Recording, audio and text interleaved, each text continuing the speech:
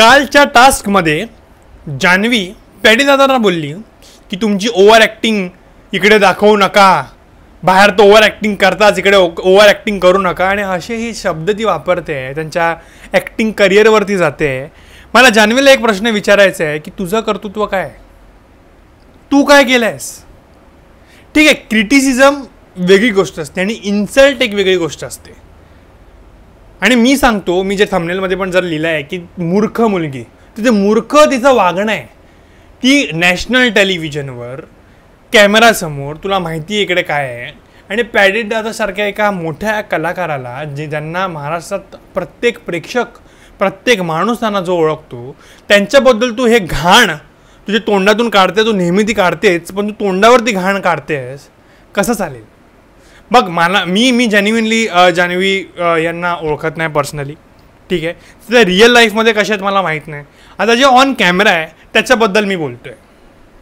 तुम्हाला कळलं पाहिजे की तुम्ही एक नॅशनल टेलिव्हिजन आहे, तुम्हाला तुमच्या जिभेवर एक ताबा पाहिजे, तुम्हाला कळलं पाहिजे तुम्ही काय बोलताय, काय कोणाबद्दल बोलताय, या गोष्टींचं थोडं भान असणं खूप गरजेचं आहे. ते जान्हवीचं ऐकून माझं पण उच्चार खराब झालेत आता.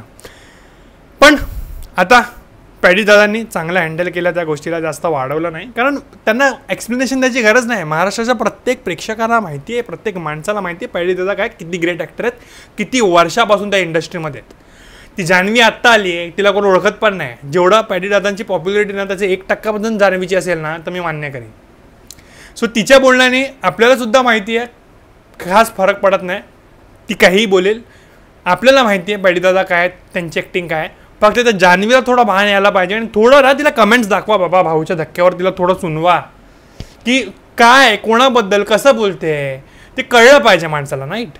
सो ओव्हरऑल असं सगळं झालं आहे. मला ते पटेलं नाही आहे. जान्हवीला थोडं समजलं पाहिजे, रितेश भाऊने थोडा धक्का दिला पाहिजे. मी त्याच्यावर पण व्हिडिओ बनवला की रितेश भाऊ कसे चुकतात, कसे ते बायस्ड वाटतात मला निक्की आणि जान्हवीबद्दल. सांगा यार तुम्ही कमेंट सेक्शनमध्ये, कमेंट्स त्यांना दाखवत होते. निक्कीला आणि जान्हवीला एकही कमेंट न दाखवला. आणि आता जो मुद्दा झाला आहे, जर ह्यावर भाऊच्या धक्क्यामध्ये काय बोलण्यात नाही आलं, तर त्याच्यानंतर हा कार्यक्रम बघणं मला खरं जेन्युइनली मी सोडेन, कारण मग तर हे कम्प्लिटली बायस होतं. हे खूप मोठं स्टेटमेंट तिने दिलं आहे. एखाद्या माणसाच्या तुम्ही करिअरवर जात आहे, ॲक्टिंगवर जात आहे, आणि ते पण असं एका लेजेंडरी माणसाच्या, ज्यांनी इतकी वर्ष इंडस्ट्रीमध्ये काम केलं आहे, इतकी वर्ष त्यांनी केलं आहे, आणि तुम्ही बोललं ओव्हर ॲक्टिंग आणि तुला ॲक्टिंगच येत नाही, ते होत नाही, राईट? तुम्हाला टास्कचं काहीतरी आहे तर तुम्ही टास्कमध्ये बोला. आणि पॅडी दादांनी पण चांगलंच गेममध्ये त्यांची वाट लावली, आणि त्यामुळे ते फुल कन्फ्यूज झाले, आणि त्यांना कळलंच नाही आपल्याला काय करायचं आहे. त्यांना फुल हक्के झाले ते.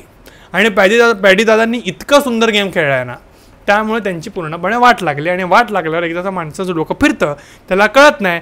जेव्हा तुम्हाला हार जे एक तुम्ही पराजय तुमचा जो होतो ते तुम्हाला जेव्हा सहन नाही होत, त्यावेळी तुम्ही मग असे शब्द वापरायला लागतात, दुसऱ्यांना असंच खाली पाडायला लागतात. कारण तुम्ही खेळून तर त्यांना समोरच्याला खाली पाडू शकत नाही.